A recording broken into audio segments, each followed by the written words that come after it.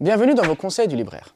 Nous avons de plus en plus de frères et de sœurs qui se lancent dans l'écriture, qui se lancent dans l'édition, afin de pouvoir mettre au service de la communauté toutes leurs compétences. Et c'est ainsi que pour nos enfants, pour nos adolescents, on voit de plus en plus de livres intéressants sortir qui permettent de lever le niveau et qui permettent de donner aux enfants et aux adolescents ce qu'il faut pour leur spiritualité, pour leur pratique quotidienne. Alors toute librairie et toute édition doit soutenir ces démarches afin justement de pouvoir toujours proposer meilleur à nos enfants.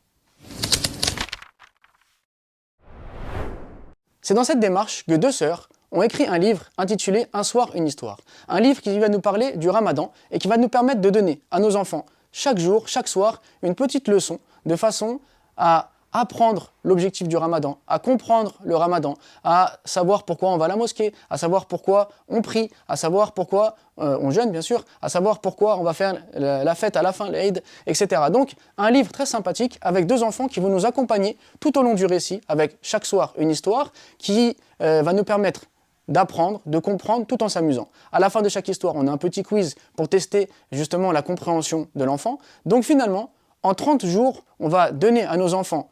un moment de plaisir qu'on va partager avec eux à travers la lecture, un moment d'enseignement en leur permettant de comprendre ce qu'ils voient autour d'eux, donc le monde des adultes qui vit au rythme du jeûne, de la prière, etc.,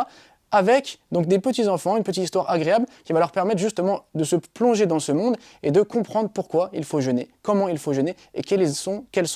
les objectifs du Ramadan. Un soir, une histoire, 30